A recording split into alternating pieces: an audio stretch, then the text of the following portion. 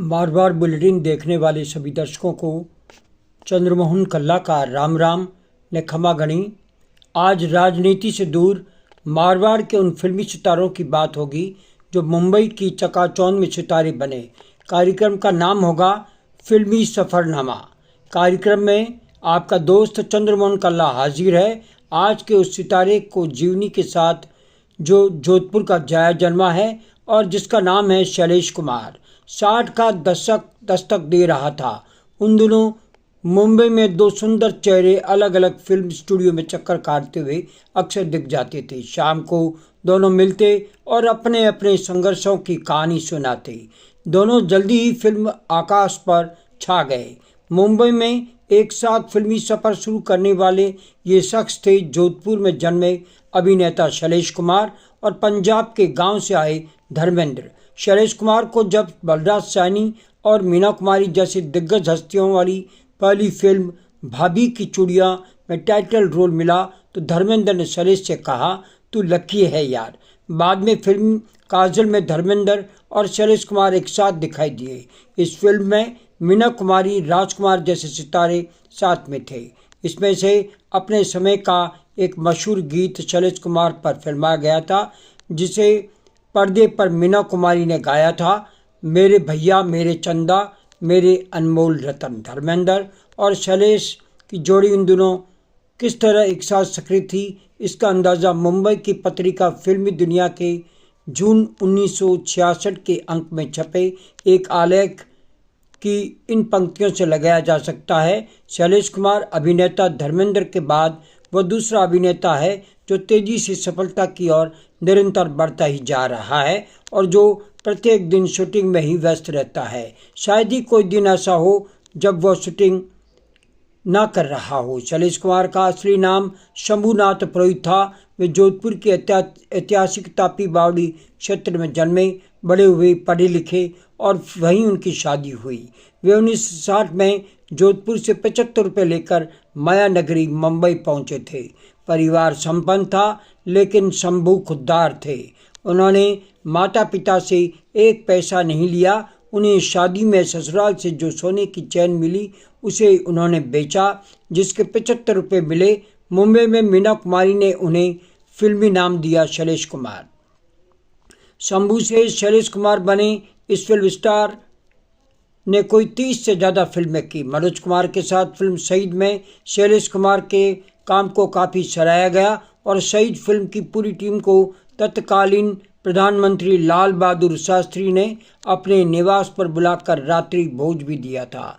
जोधपुर में 21 जनवरी 1939 को जन्मे शैलेश कुमार कोई 2 दशक तक मुंबई में रहे। बाद में उन्हें चरस फिल्म में छोटा सा रोल किया था। ये फिल्म 1980 में आई थी, लेकिन फिर 37 साल वे मुंबई की चकाचौंध से दूर ही रहे।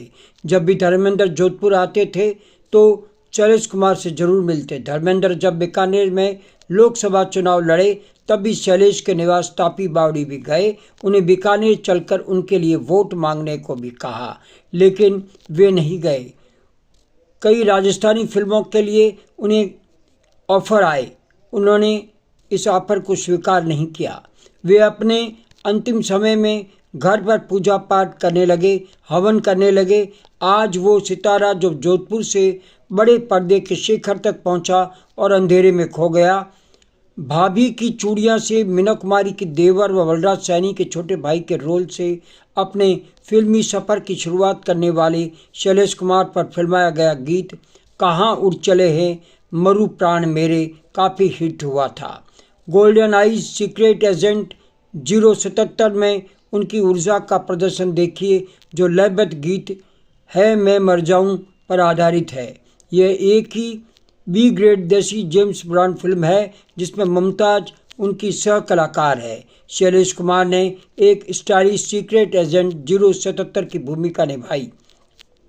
हालांकि 1968 की इस फिल्म में विदेशी ब्रांड की तरह उनमें सज्जता सेल रोलर निभाए। अगले कुछ वर्षों में मुमताज़ फिल्म जगत की शीर्ष अभिनेत्रियों में से एक बन गई। शैलेश फिल्मी पत्रिकाओं के कवर पेज पर तो छा गए, लेकिन 1960 के दशक की शुरुआत में एक शानदार शुरुआत के बाद धीरे धीरे गुमनामी में चले गए। शैलेश ने लगभग 30 हिंदी फिल्मों में जैसे कि भाभी की चूड़ियाँ, काजल, पहचान और नई रोशनी, जहां तनुजा के साथ उनकी जोड़ी काफ़ी हिट हुई। बेगाना में उन्होंने धर्मेंद्र और सुप्रिया चौधरी के साथ त्रिकोण पूरा किया, जो उस समय बंगाल की श्रेष्ठ नायिकाओं में से एक थी। कई छोटे बजट की फिल्मों से जैसे आधी रात के बाद उन्हें PL संतोषी द्वारा निर्देशित और बलराज साहनी अभिनीत फिल्म नई माँ 1960 में एक छोटी सी भूमिका मिली थी, लेकिन इस युवा अभिनेता ने निर्माता निर्देशक सदाशिव से जे राव कवि की मराठी फिल्म भाभी की चूड़ियाँ 1961 से फिल्मी इंडस्ट्री का ध्यान आकर्षित किया। दूसरी फिल्म बेगाना 1963 में आई। शैलेश को फिल्म के सबसे लोकप्रिय गाने फिर वो भूली सी याद आई है पर लिपसिंक करने का मौका मिला। अगले कुछ वर्षों में अभिनेता ने बेखबर और उस रात के बाद जैसे कई कम बजट वाली फिल्मों में काम किया, तो दिलीप कुमार के साथ में गोल्डन आइज में भी उनकी मुख्य भूमिका रही, जिन्हें कुछ ही लोगों ने देखा और बहुत कम लोगों को याद है। 1965 में भव्य रूप से निर्मित मेलोड्रामा फिल्म काजल में मीना कुमारी के बहिर्मुखी भाई और धर्मेंद्र के दोस्त की भूमिका में उनका अभिनय प्रभावशाली था, जो बॉक्स ऑफिस पर सफल रही। उसी वर्ष उन्होंने मनोज कुमार की फिल्म शहीद में भी अभिनय किया था। मैं शैलेश कुमार को कई लंबे समय से जानता था। पहली बार ब्रिज की black and white suspense thriller film ये रात फिर न आएगी 1966 में देखा था। विश्वजीत और शर्मिला टैगोर इस फिल्म में थे, लेकिन फिल्म में खलनायक की भूमिका निभाने वाले शैलेश ने भी गहरा प्रभाव छोड़ा। 1970 तक अभिनेता को बड़ी छोटी और औसत दर्जे की फिल्मों में ठीक ठाक भूमिकाएं मिलती रही। दुर्भाग्य से इनमें से कोई फिल्म सफल नहीं रही, लेकिन अगले वर्षों में उन्होंने हमराई 1974, सन्यासी 1975 और राम और श्याम राम भरोसे 1977 जैसी फिल्मों में छोटी भूमिकाएं करना शुरू कर दिया। राजेंद्र कुमार, जिन्हें रजत जयंती हिट देने के क्षमता के कारण जुबली कुमार के नाम से जाना जाता था, ने एक बार कहा था, जितेंद्र और शैलेश दोनों ही उन्हीं की तरह प्रसिद्ध होंगे। उनकी ये भविष्यवाणी केवल 50% सही साबित हुई। मात्र 30 साल की उम्र में जब शैलेश शिखर पर थे, उन्हें थायराइड हो गया। तब ऐसे मरीजों को रेडिएशन दिया जाता था, जो मुंबई में कैंसर अस्पताल टाटा में ही दिया जाता था। अफवाह फैल गई कि शैलेश को कैंसर है, उन्हें काम मिलना बंद हो गया। वे 1978 को जोधपुर लौट आए। 2017 में उनका निधन हो गया। चंद लोकल अखबारों में एक खबर लगी, अंग्रेजी अखबार शैलेश को भूल गए। माया नगरी को भी याद नहीं रहा कि वो सितारा गर्दिश में खो गया है।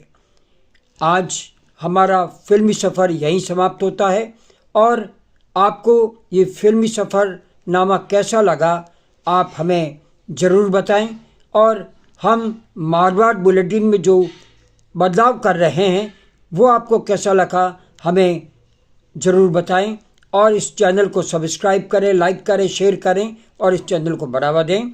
आज्ञा दीजिए। नमस्कार, जय हिंद, शुभ रात्रि, शब्बा खैर, जय जय भारती।